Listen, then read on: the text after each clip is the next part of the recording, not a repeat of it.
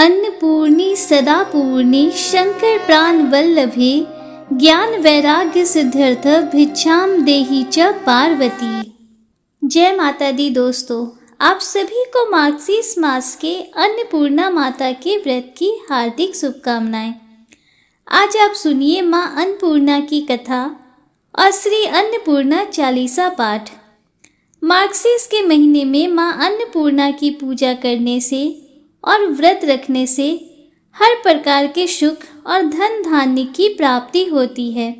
तो आइए शुभारंभ करते हैं माँ अन्नपूर्णा की पौराणिक कथा।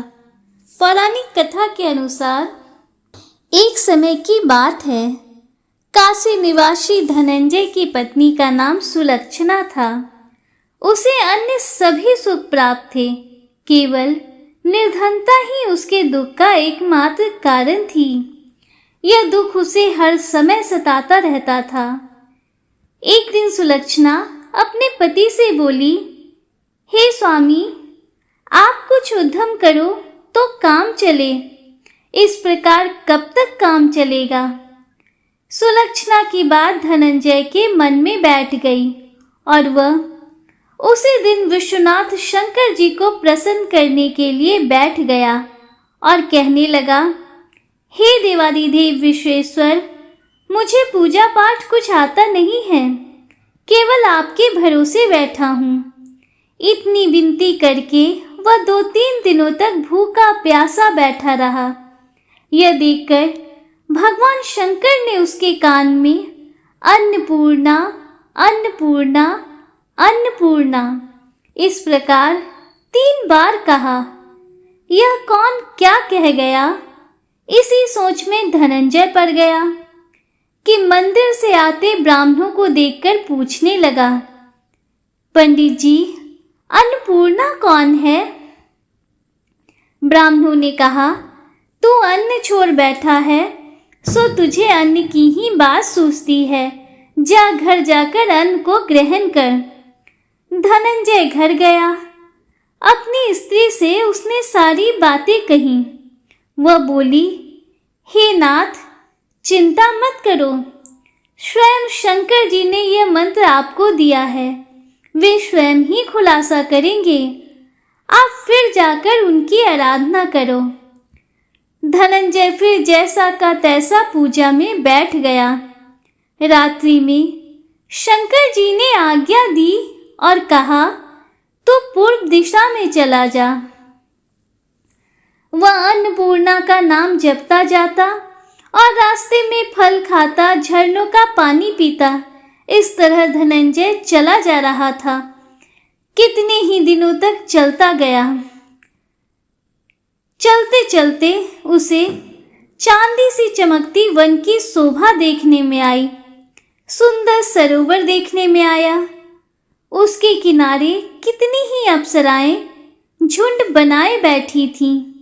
एक कथा सुनाती और सब मिलकर माँ अन्नपूर्णा इस प्रकार बार बार कहती थी। यह अघन यानी मार्गशीर्ष मास की उजली रात थी और आज से ही व्रत का आरंभ था। जिस शब्द की खोज करने वह निकला था, वह शब्द उसे वहां सुनने को मिला। धनंजय ने उन सभी के पास जाकर पूछा, हे देवियों, आप यह क्या करती हो? उन सब ने कहा, हम सब माँ अन्नपूर्णा का व्रत करती हैं। धनंजय ने पूछा, व्रत पूजा करने से क्या होता है? यह किसी ने किया भी है? इसे कब किया जाए? कैसा व्रत है और कैसी इसकी विधि है? मुझसे भी विस्तार पूर्वक बतलाओ। वो कहने लगी, इस व्रत को सब कोई कर सकते हैं। 21 दिन तक के लिए 21 गांठ का सूत लेना चाहिए। 21 दिन यदि ना बने तो 1 दिन का भी उपवास करें। अगर यह भी ना बने तो केवल कथा सुनकर प्रसाद लें। निराहार रहकर कथा कहें। कथा सुनने वाला कोई ना मिले तो पीपल के पत्तों को रख सुपारी या घृत कुमारी वृक्ष को सामने कर, दीपक को साक्षी मानकर सूर्य, गाय, तुलसी या महादेव को बिना कथा सुनाए मुख में दाना न डालें। यदि भूल से कुछ पड़ जाए तो एक दिन बाद फिर से उपवास करें। व्रत के दिन क्रोध ना करें और झूठ न बोलें। धनंजय बोला, इस व्रत के करने से क्या होगा? वे कहने लगी, इसके करने से अंधों को नेत्र मिले, लूलों को हाथ मिले, निर्धन के घर धन आए, बांझन को संतान मिले, मूर्ख को विद्या आए। जो जिस कामना से व्रत करे माँ उसकी सभी इच्छा पूर्ण करती हैं। वह कहने लगा, बहनों, मेरे पास भी धन नहीं है, विद्या नहीं है, कुछ भी तो नहीं है। मैं तो दुखिया ब्राह्मण हूँ, मुझे इस व्रत का सूत दोगी? हाँ भाई, तेरा कल्याण हो, हम तुम्हें अवश्य देंगी। लो, इस व्रत का मंगल सूत लो। धनंजय ने व्रत किया। व्रत पूरा हुआ। तभी सरोवर में से 21 खंड की सुवर्ण सीढ़ी हीरे मोती से जड़ी हुई प्रकट हुई। धनंजय जय अन्नपूर्णा कहता जाता था। इस प्रकार कितनी ही सीढ़ियां उतर गया तो क्या देखता है कि करोड़ों सूर्य से प्रकाशमान अन्नपूर्णा माता का मंदिर है। उसके सामने सुवर्ण सिंहासन पर माता अन्नपूर्णा विराजमान है। सामने भिक्षा हेतु शंकर भगवान खड़े हैं। दिव्यांगनाएं चंबल डुलाती हैं। कितनी ही हथियार बांधे पहरा देती हैं। धनंजय दौड़कर जगदम्बा के चरणों में गिर गया। देवी उसके मन का क्लेश जान गई। धनंजय कहने लगा, माता, आप तो अंतर्यामिनी हो, आपको अपनी दशा क्या बताऊं? माता बोली, मेरा व्रत किया है, जा संसार तेरा सत्कार करेगा। माता ने धनंजय की जिह्वा पर बीज मंत्र लिख दिया। अब तो उसके रोम रोम में विद्या प्रकट हो गई। इतने में क्या देखता है कि वह काशी विश्वनाथ के मंदिर में खड़ा है। माता का वरदान ले धनंजय घर वापस आया। सुलक्षणा से सारी बातें कही। माता जी की कृपा से उसके घर में संपत्ति उमड़ने लगी। छोटा सा घर बहुत बड़ा गिना जाने लगा। जैसे शहद के छत्ते में मक्खियां जमा होती हैं, उसी प्रकार अनेक सके संबंधी आकर उसकी बड़ाई करने लगे। कहने लगे, इतना धन और इतना बड़ा घर, लेकिन सुंदर संतान नहीं तो इस कमाई का कौन भोग करेगा? सुलक्षणा से संतान नहीं है, इसलिए तुम दूसरा विवाह करो। अनिच्छा होते हुए भी धनंजय को दूसरा विवाह करना पड़ा और सती सुलक्षणा को स्वार्थ का दुख उठाना पड़ा। इस प्रकार दिन बीतते गए। फिर अघन मास आया। नए बंधन से बंधे पति से सुलक्षणा ने कहलवाया कि हम व्रत के प्रभाव से सुखी हुए हैं, इस कारण यह व्रत छोड़ना नहीं चाहिए। यह माता जी का प्रताप है जो हम इतने संपन्न और सुखी हैं। सुलक्षणा की बातें सुनकर धनंजय उसके यहाँ आया और व्रत में बैठ गया। नई बहू को इस व्रत की खबर नहीं थी। वह धनंजय के आने की राह देख रही थी। दिन बीतते गए और व्रत पूर्ण होने में 3 दिवस बाकी थे कि नई बहू को खबर पड़ी। उसके मन में ईर्ष्या की ज्वाला दहकने लगी थी। सुलक्षणा के घर आ पहुंची और उसने वहां भगदड़ मचा दी। वह धनंजय को अपने साथ ले गई। नए घर में धनंजय को थोड़ी देर के लिए निद्रा ने आ घेरा। इसी समय नई बहू ने उसका व्रत का सूत तोड़कर आग में फेंक दिया। अब तो माता जी का कोप जाग गया। घर में अकस्मात आग लग गई। सब कुछ जलकर खाक हो गया। सुलक्षणा जान गई और पति को फिर अपने घर ले आई। नई बहू रूठकर अपने पिता के घर जा बैठी। पति को परमेश्वर मानने वाली सुलक्षणा बोली, नाथ, आप घबराना नहीं, माता जी की कृपा अलौकिक है। पुत्र कुपुत्र हो जाता है, पर माता कुमाता नहीं होती। अब आप श्रद्धा और भक्ति से आराधना शुरू करो, वे जरूर हमारा कल्याण करेंगी। धनंजय फिर माता के पीछे पड़ गया। फिर वही सरोवर सीढ़ी प्रकट हुई, उसमें माँ अन्नपूर्णा कहकर वह उतर गया। वहां जाकर माता जी के चरणों में रुदन करने लगा। माता प्रसन्न होकर बोली, यह मेरी स्वर्ण की मूर्ति ले, उसकी पूजा करना तो फिर सुखी हो जाएगा। जा, तुझे मेरा आशीर्वाद है। तेरी स्त्री सुलक्षणा ने श्रद्धा से मेरा व्रत किया है, उसे मैंने पुत्र दिया है। धनंजय ने आंखें खोली तो खुद को काशी विश्वनाथ के मंदिर में खड़ा पाया। वहां से फिर उसी प्रकार घर को आया। इधर सुलक्षणा के दिन चढ़े और महीना पूरे होते ही उसके यहाँ पुत्र का जन्म हुआ। गांव में आश्चर्य की लहर दौड़ पड़ी। इस प्रकार उसी गांव के एक निसंतान सेठ के पुत्र होने पर उसने माता अन्नपूर्णा का मंदिर बनवा दिया। उसमें माता जी धूमधाम से पधारी, यज्ञ किया गया और धनंजय को मंदिर के आचार्य का पद दे दिया गया।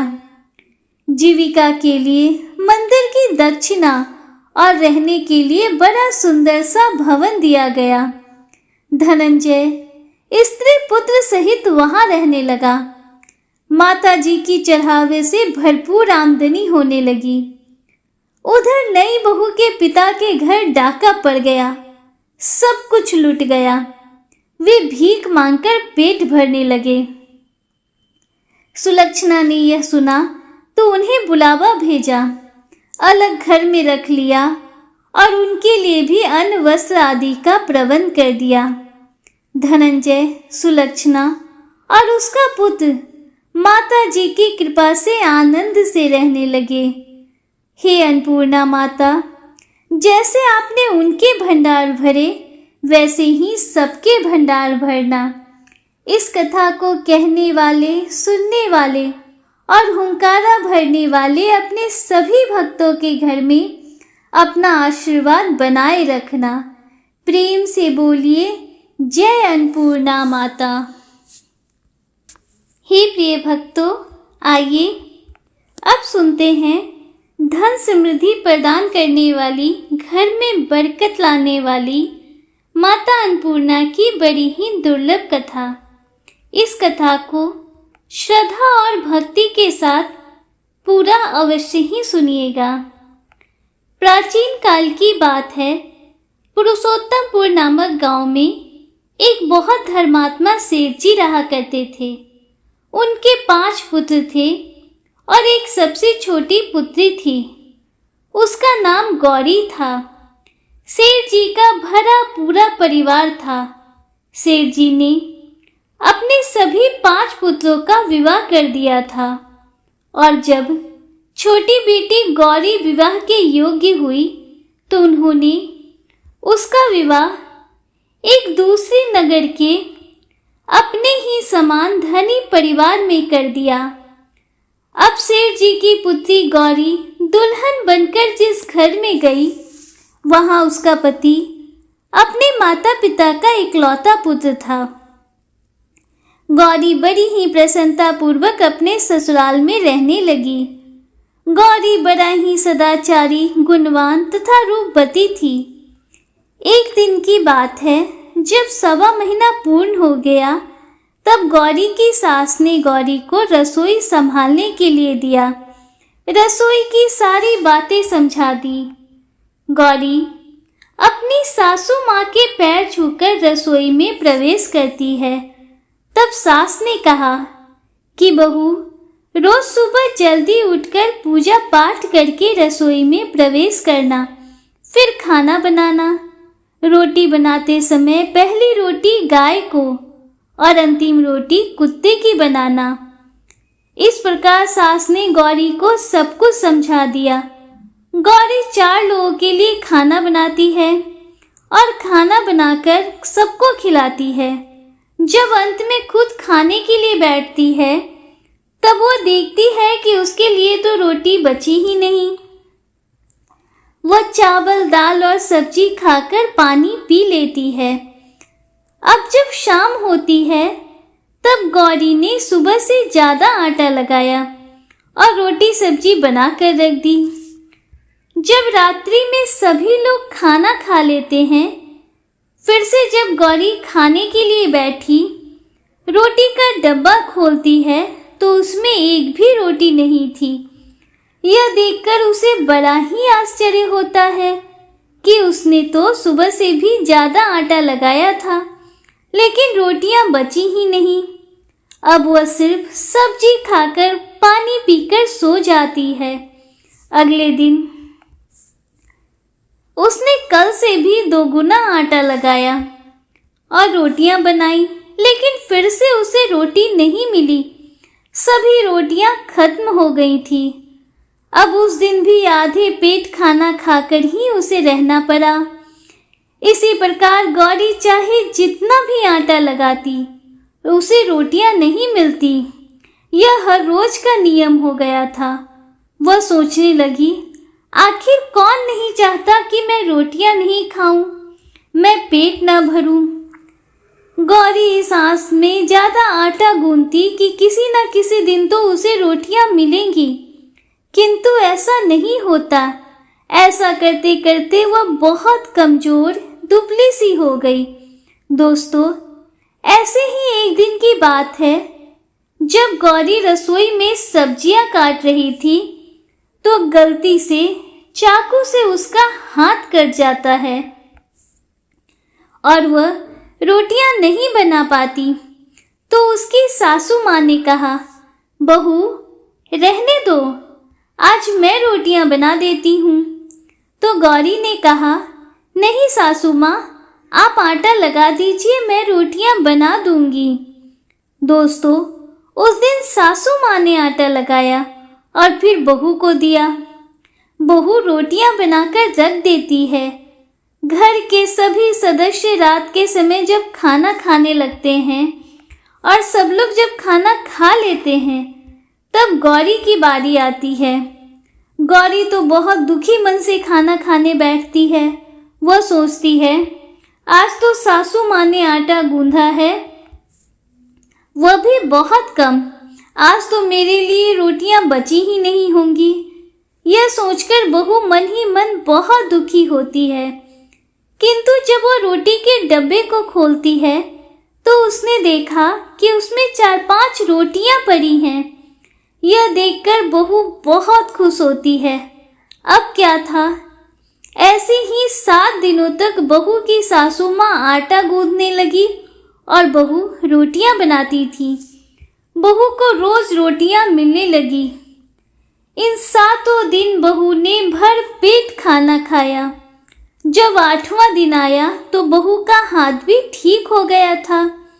तब सासू माँ ने कहा कि गौरी बेटा, क्या मैं आज आटा गूंथ दूं या तुम आटा गूंथ लोगी? तब गौरी ने कहा, नहीं सासू माँ, अब मेरा हाथ ठीक हो गया है, मैं आटा गूंथ दूंगी। उस दिन गौरी ने आटा गूंथा और रोटियां बनाई, सबको प्रेम पूर्वक खाना खिलाया। परंतु जब उसके खाने की बारी आई, तब उसने देखा कि रोटी के डब्बे में तो रोटी है ही नहीं। पूरी रोटी खत्म हो गई। यह देखकर गौरी बहुत ही आश्चर्य में पड़ गई। वह सोचने लगी कि जब तक सासू माँ ने आटा लगाया, तब तक तो मुझे रोटियां मिलती थी, लेकिन आज फिर से मैंने आटा गूंथा तो मुझे रोटियां नहीं मिली, जबकि सासू माँ तो मुझसे बहुत ही कम आटा गूंथा करती थी। इसके बाद भी पूरा परिवार उसमें खा लिया करता। ऐसी क्या बात है? यह सारी बातें सोचकर गौरी बहुत ही परेशान हो जाती है। दिन भर दुखी रहती है। एक दिन की बात है, गौरी के पति ने गौरी से पूछा कि गौरी, तुम इतना उदास क्यों रहती हो? इतना सारा धन संपत्ति सब तुम्हारा ही तो है, तुम्हें रोकने टोकने वाला भी कोई नहीं। तुम अपने मन से अपनी पसंद का भोजन बनाकर खाती हो। तुम दिन प्रतिदिन इतनी कमजोर कैसे होती जा रही हो? गौरी ने और संकोच से अपने पति को कुछ नहीं बताया। तब उसके पति ने सोचा कि शायद उसकी पत्नी को उसके माता पिता की याद आ रही है। इसलिए अगले दिन गौरी का पति अपने माता पिता से कहता है, हे पिताजी, मुझे लगता है कि गौरी को उसके माता पिता की याद आ रही है। मैं उसे उसके मायके ले जाकर सबसे मिलवा लाता हूँ।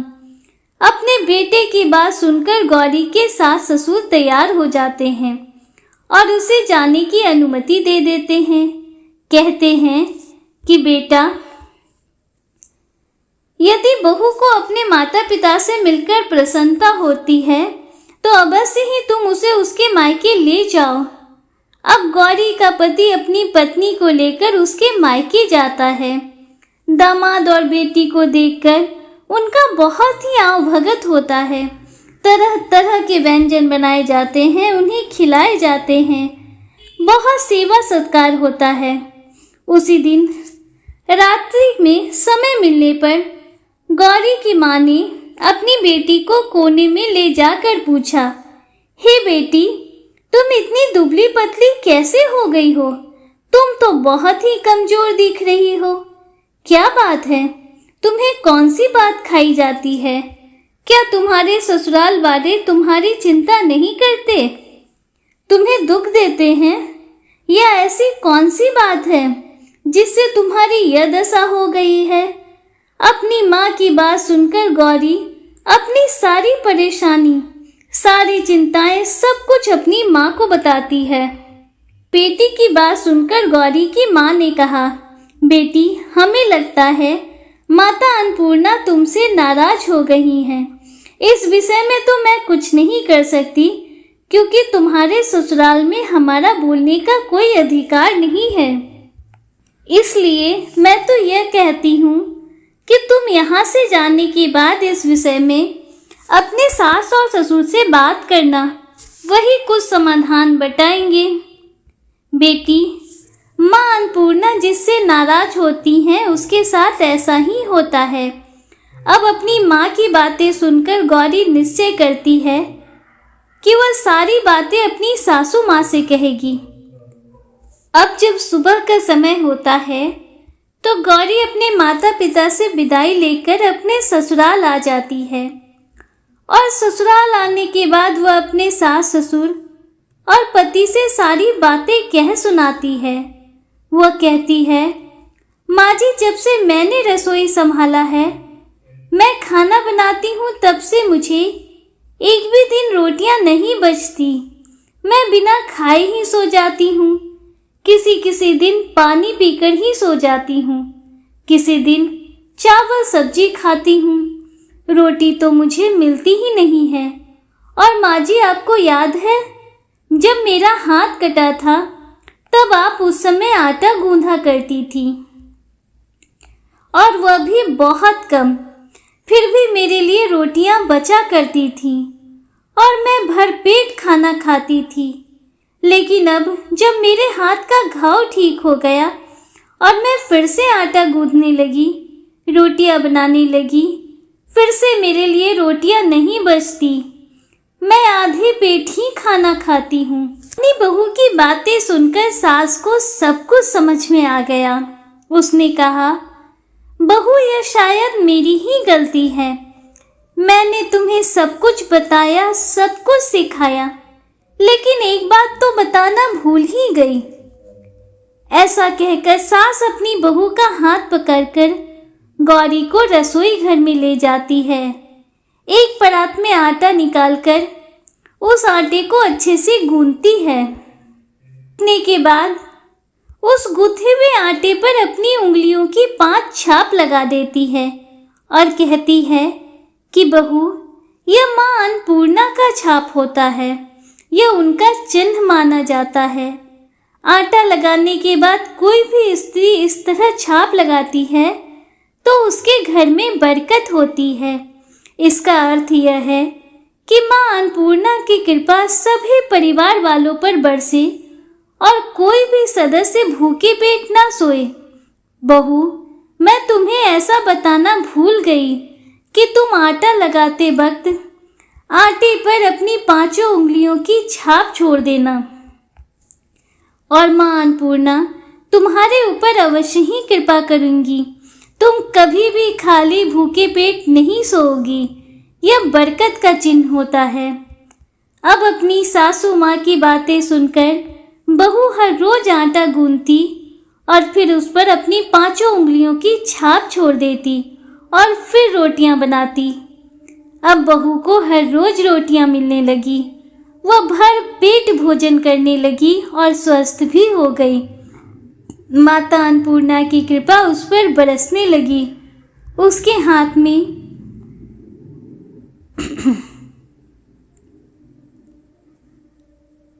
माता अन्नपूर्णा का वास हो गया।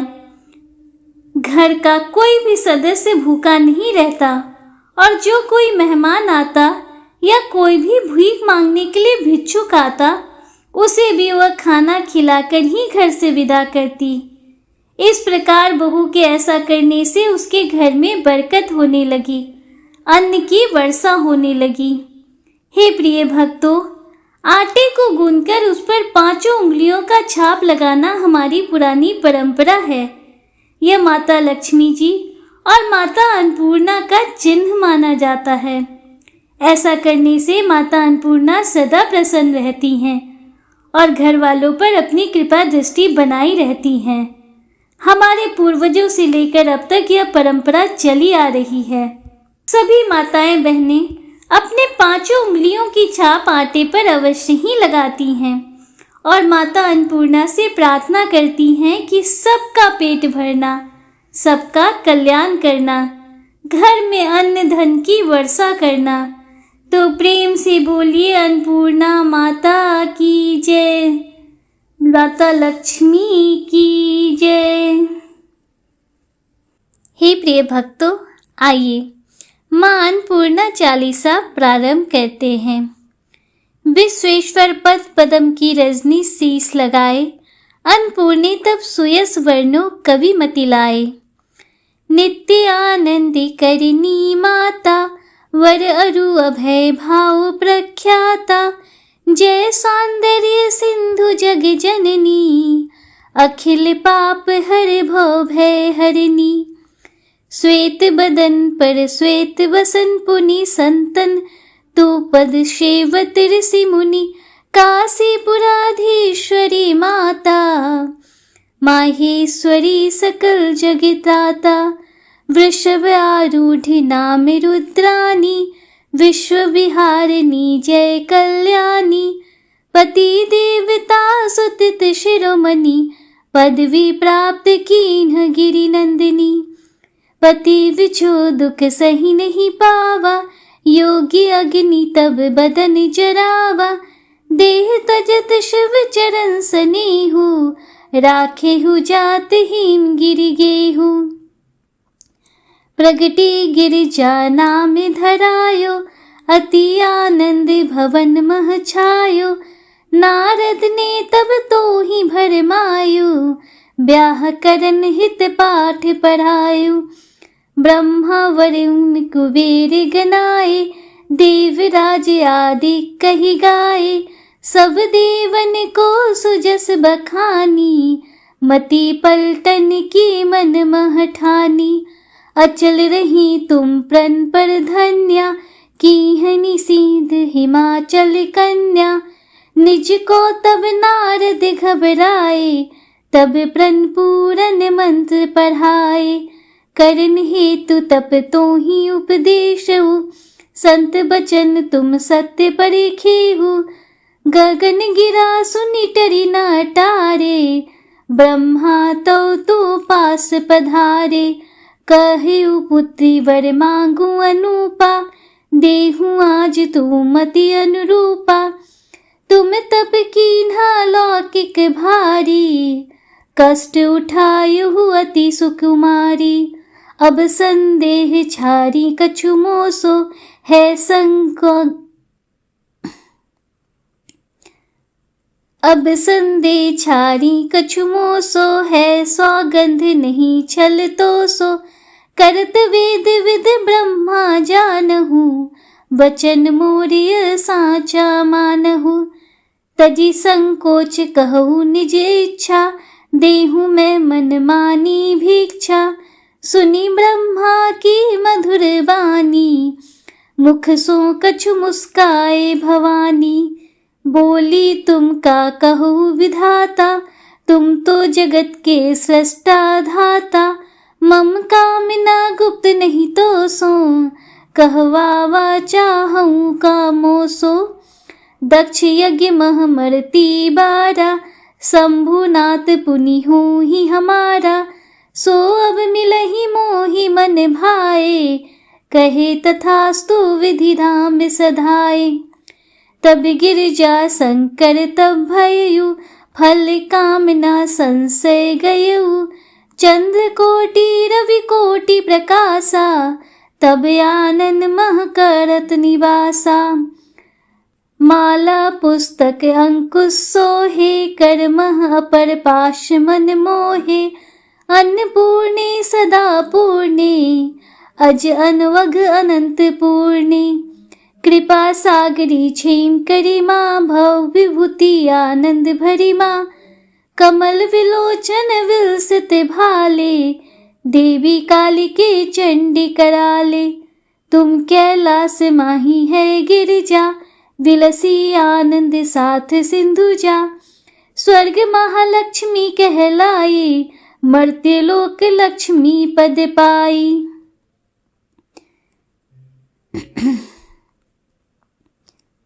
विलसी सब मह सर्व स्वरूपा, सेवत तो ही अमरपुर भूपा।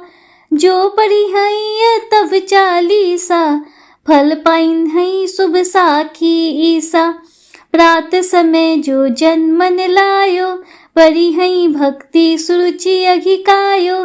स्त्री क्लर्त पति मित्र पुत्र युक्त, परमेश्वर वे लाभ लही अद्भुत। राज विमुख को राज दिवाबे, जस तेरो जन सुजस बढ़ावे। पाठ महामुद मंगल दाता, भक्त मनोवांछित निधि पाता। जो यह चालीसा सुभग पढ़ी नावंगे माथ, तिनके कारज सिद्ध सब साखे। जो यह चालीसा सुभग पढ़ी नावेंगे माथ, तिनके कारज सिद्ध सब साखी काशीनाथ। प्रेम से बोलो माता अन्नपूर्णा की जय, भगवान महादेव की जय। दोस्तों, उम्मीद करती हूँ कि माता अन्नपूर्णा की यह कथा आपको पसंद आई होगी और वीडियो आपको अच्छा लगा होगा। अगर वीडियो आपको थोड़ा सा भी अच्छा लगा हो तो वीडियो को लाइक कीजिए, दूसरों के साथ शेयर कीजिए, कमेंट में हर हर महादेव, जय श्री राधे कृष्णा जरूर लिखिए। अगर आप हमारे चैनल पर पहली बार आए हैं तो चैनल को सब्सक्राइब कीजिए, बेल आइकन जरूर प्रेस कीजिए, जिससे आगे भी आपको ऐसी ही रोचक जानकारियाँ मिलती रहें। मिलते हैं आपसे अगले वीडियो में, तब तक के लिए हर हर महादेव, जय श्री राधे कृष्णा, राधे राधे, जय माता दी।